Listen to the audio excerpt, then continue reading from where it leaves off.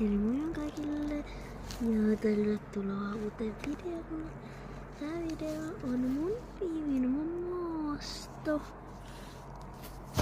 Joo, tässä mä samalla kerron miksi ja miten mä tein tän kapanaa vaan. Ja siis miksi mä halusin aloittaa. Ja nyt mä lähetän siis liikkeelle. Täällä on ihan superkiveä polkuja pitkin.